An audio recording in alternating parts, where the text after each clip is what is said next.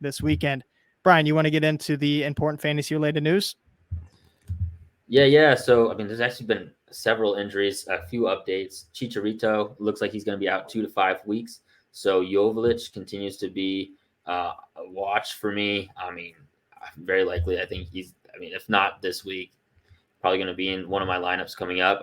He's just, so we've gone over it before, stellar backup striker who's now going to have a starting role. Insigne still hasn't been in training. There hasn't been any official announcement on him. So it's just something that you just have to keep an eye on day by day.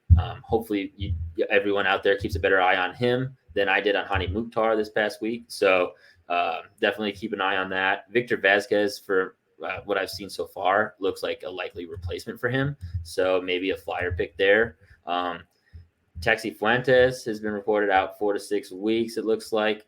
These are all just rumors that I've spotted on Twitter. So take it with a grain of salt, but just keep an eye out for those. But he also didn't play this last week. So Diego Rubio was out 2 to 5 weeks for Colorado. He also wasn't even in the card. So I think that one also looks to be quite likely to be the case. He had been reported injured before the game against Seattle. And then Rui Diaz will be available this weekend versus RSL.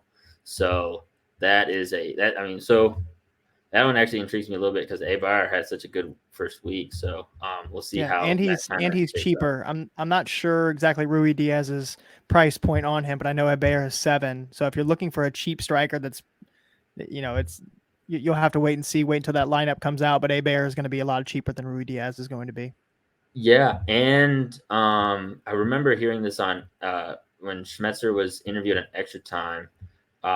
He also talked about potentially switching things up a little bit and doing a 2-striker system because of both of them and how he felt about both of them playing. So that might be actually worth keeping an eye on anyway, just in terms of once Rui Diaz is healthy and they're both fully 100%, how Seattle is using them. I feel like there's maybe a chance they mix things. It sounds like one of the issues they had last year also, besides the CCL rust and everything else and João Paulo's injury, one other thing Brian mentioned was that he felt like they were unpredictable or a little bit too predictable in their ways from years past. And if they switch to a 2-striker system, something to keep an eye on for sure, especially after, we know how good Rui Diaz is and how Eibar looked yesterday or this weekend. So definitely worth keeping an eye on there.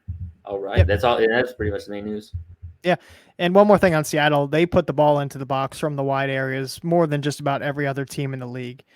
Whether it's Alex Roldan or one of the midfielders slipping wide from the left side to put in a cross. All 4 goals that Seattle scored over the weekend was from a wide ball played into the area, and it was, a goal scored right outside of the 6-yard box. So that could either be Eibar or Rui Diaz. So that's kind of the tactic that they deploy, and they're getting shots from high goal scoring chance opportunities from those goal scoring zones.